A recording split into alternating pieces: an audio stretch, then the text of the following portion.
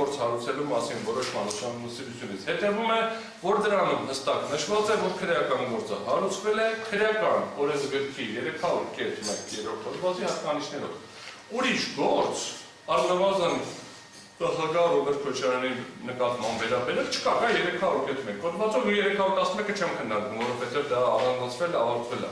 Չի հարուցվել 309 հոդվածով գործ, չի հարուցվել 308 հոդվածով գործ, չի հարուցվել որևէ այլ հոդվածով գործ, հարուցվել է բացառապես 300.1 հոդվածի հատկանիշներով։ Ուզում եմ հիշեցնեմ մի հատ հոդվածով, որը չի եղել, գոյություն չի ունեցել Հայաստանի քրեական օրենսգրքում չնախատեսված հոդվածով։ Սահմանադրական դատարանի 21 թվականի մարտի 26-ի որոշմամբ, խոսքը գնում է 1586 որոշումը, քրեական օրենսգրքի 300.1 հոդվածը ճանաչվել է սահմանադրության 78 և 70-րդ հոդվածներին հակասող և անվավեր։ Սահմանադրական դատարանի մասին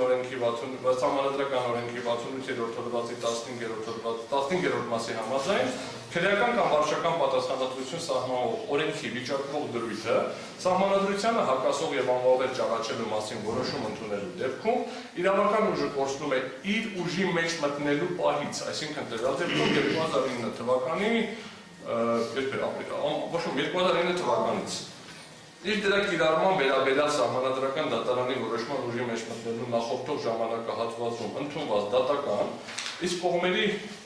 դիմումի հիման վրա նաև վարչական ակտերը ենթակա են վերանայման օրենքով սահմանված կարգով։ Ինչ ա եղել, այսինքն սահմանադրական դատարանի մասին սահմանադրական օրենք ասում որ քրեական օրենսգրքի քրեական օրենքը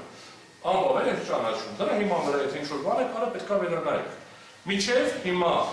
Մինչև այս պահը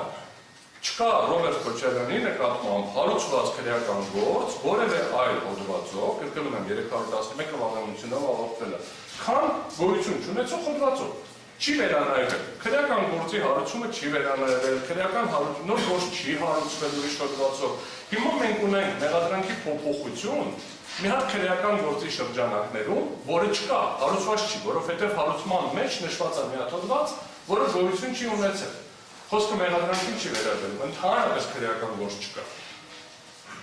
Վերողյալ օրների վերլուծություն հիման վրա գնահատելով սույն գործով 2018 թվականի հուլիսի 3-ին հարուցված քրեական գործ հարուցելու մասին որոշման իրավաչափությունը պետք է արձանագրենք, որ այն օրինական է, առկա չի օրինական քրեական գործ,